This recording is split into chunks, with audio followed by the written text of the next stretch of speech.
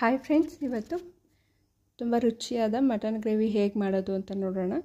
ನಾನಿಲ್ಲಿ ಅರ್ಧ ಕೆಜಿಯಷ್ಟು ಮಟನ್ ತೊಗೊಂಡು 2-3 ಸಲ ತೊಳೆದಿಟ್ಕೊಂಡಿದ್ದೀನಿ. ಒಂದು ಕುಕ್ಕರಿಗೆ 4-5 ಟೇಬಲ್ ಸ್ಪೂನ್ ಎಣ್ಣೆ ಹಾಕಿ ಒಂದು ಹೆಚ್ಚಿರೋವಂಥ ಈರುಳ್ಳಿ ಹಾಕಿ ಫ್ರೈ ಮಾಡ್ಕೋಬೇಕು. ಈರುಳ್ಳಿ ಸಾಫ್ಟಾಗಿ ಲೈಟಾಗಿ ಗೋಲ್ಡನ್ ಬ್ರೌನ್ ಬಂದಿರಬೇಕು, ಅಷ್ಟು ಫ್ರೈ ಮಾಡ್ಕೋಬೇಕು. ಅಷ್ಟು ಫ್ರೈ ಮಾಡ್ಕೊಂಡಾದಮೇಲೆ ಒಂದು ಪ್ಲೇಟಿಗೆ ಎತ್ತಿಟ್ಕೋಬೇಕು ಈರುಳ್ಳಿನ. ಇವಾಗ ಇದಿಷ್ಟ ಆಗಿದೆ, ಒಂದು ಪ್ಲೇಟಿಗೆ ಎತ್ಕೋತಾ ಇದ್ದೀನಿ.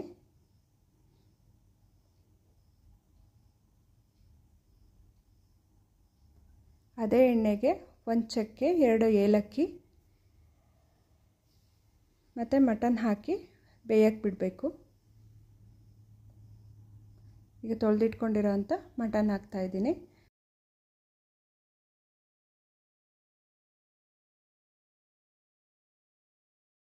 ಮಟನ್ ಹಾಕಿದ್ಮೇಲೆ ಎಣ್ಣೆಯಲ್ಲೇ ಒಂದು 2 ನಿಮಿಷ ಫ್ರೈ ಮಾಡ್ಕೋಬೇಕು. ಹೀಗೆ ಚೆನ್ನಾಗಿ ಮಿಕ್ಸ್ ಮಾಡ್ತಾ ಒಂದು 2 ನಿಮಿಷ ಬೇಯಿಸ್ಕೊಳ್ಳಿ.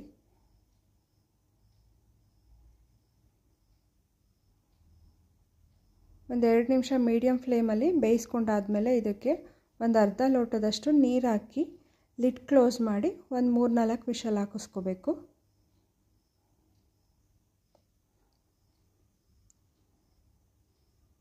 ಇವಾಗ ಇದಕ್ಕೆ ಮಸಾಲ ರೆಡಿ ಮಾಡೋಣ. ನಾನಿಲ್ಲಿ ಮಸಾಲಾಗೆ ಒಂದು 4-5 ಬ್ಯಾಡಗಿ ಮೆಣಸಿನ್ಕಾಯಿ, ಒಂದು 4-5 ಗುಂಟೂರು ಮೆಣಸಿನ್ಕಾಯಿ, ಒಂದು 4 ಬಾದಾಮು, ಒಂದು ಅರ್ಧ ಸ್ಪೂನ್ ಪೆಪ್ಪರ್ ಅಂದರೆ ಕಾಳುಮೆಣಸು, ಒಂದು ಏಲಕ್ಕಿ, 4-5 ಲವಂಗ, ಒಂದು ಅರ್ಧ ಸ್ಪೂನು ಜೀರಿಗೆ, ಒಂದು ಅರ್ಧ ಸ್ಪೂನ್ ಸೋಂಪು, 1 ಪೀಸ್ ಚಕ್ಕೆ, ಒಂದು 2 ಸ್ಪೂನಷ್ಟು ಕೊತ್ತಂಬರಿ ಬೀಜ, ಅರ್ಧ ಸ್ಪೂನು ಗಸಗಸೆ, ಒಂದು ಪಲಾವ್ ಎಲೆ, ಇಷ್ಟನ್ನು ಫ್ರೈ ಮಾಡ್ಕೋಬೇಕು. ಇದಿಷ್ಟನ್ನು ಫಸ್ಟು ಲೋ ಫ್ಲೇಮಲ್ಲಿಟ್ಟು ಹುರ್ಕೋಬೇಕು. ನಾನು ಇವಾಗ ಇಲ್ಲಿ ಮೆಣಸಿನ್ಕಾಯಿ ಮತ್ತು ಪಲಾವ್ ಎಲೆನ ಹಾಕಿ ಸ್ವಲ್ಪ ಫ್ರೈ ಮಾಡ್ಕೋತಿದ್ದೀನಿ. ಎಲೆ ಮತ್ತು ಮೆಣಸಿನ್ಕಾಯಿ ಸ್ವಲ್ಪ ಗರಿ ಗರಿ ಆಗೋ ರೀತಿ ಫ್ರೈ ಆಗ್ತಿದ್ದಾಗೇ ಕಿದ್ ಮಸಾಲೆ, ಧನಿಯಾ, ಚಕ್ಕೆ, ಲವಂಗ, ಗಸಗಸೆ, ಸೋಂಪು, ಜೀರಿಗೆ ಇಷ್ಟನ್ನು ಎಲ್ಲ ಹಾಕಿ ಲೋ ಫ್ಲೇಮಲ್ಲಿಟ್ಟು ಫ್ರೈ ಮಾಡ್ಕೊಳ್ಳಿ.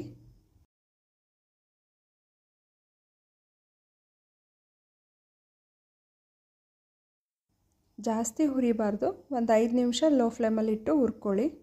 ಸ್ವಲ್ಪ ಎಲ್ಲ ಕ್ರಿಸ್ಪಿ ಆಗುತ್ತಲ್ಲ, ಅಷ್ಟಾದರೆ ಸಾಕು. ಇದು ಎಲ್ಲ ಹುರ್ಕೊಂಡಾದ್ಮೇಲೆ ತಣ್ಣಗಾಗಕ್ಕೆ ಬಿಟ್ಟು ಆಮೇಲೆ ಪುಡಿ ಮಾಡ್ಕೋಬೇಕು, ಇದನ್ನು ರುಬ್ಕೋಬೇಕು. ಇವಾಗ ಇದಾಗಿದೆ, ಎತ್ತಿಟ್ಕೋತಾ ಇದ್ದೀನಿ. ಈಗ ಒಂದು ಮಿಕ್ಸಿ ಜಾರಿಗೆ ಒಂದು 5-6 ಸಣ್ಣ ಈರುಳ್ಳಿ ಹಾಕ್ತಿದ್ದೀನಿ. ಸಣ್ಣ ಈರುಳ್ಳಿ ಇಲ್ಲ ಅಂದರೆ ಒಂದು ದಪ್ಪ ಈರುಳ್ಳಿನೇ ಹಾಕಿ, ಒಂದು 2 ಇಂಚಷ್ಟು ಶುಂಠಿ, ಒಂದು 10-12 ಬೆಳ್ಳುಳ್ಳಿ, ಒಂದು ಹೆಚ್ಚಿರೋವಂಥ ಟೊಮ್ಯಾಟೊ,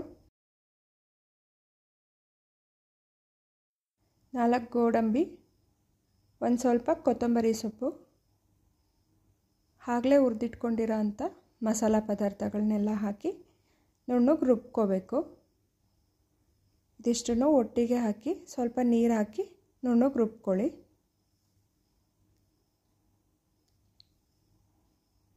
ಈ ರೀತಿ ನುಣ್ಣಗೆ ರುಬ್ಕೋಬೇಕು. ಇವಾಗ ಇದನ್ನು 4-5 ವಿಷಲ್ ಹಾಕಿಸ್ಕೊಂಡಿದ್ದೀವಲ್ಲ ಮಟನ್ನು, ಅದಕ್ಕೆ ಹಾಕಿ ಮಿಕ್ಸ್ ಮಾಡ್ಕೋಬೇಕು. ಇವಾಗ ಅದಕ್ಕೆ ರುಬ್ಬಿರೋ ಅಂಥ ಮಸಾಲ ಹಾಕ್ತಾಯಿದ್ದೀನಿ.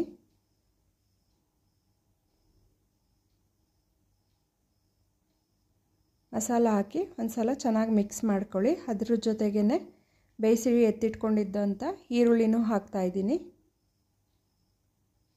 ಇಷ್ಟು ಹಾಕಿ ಮಿಕ್ಸ್ ಮಾಡ್ಕೊಳ್ಳಿ.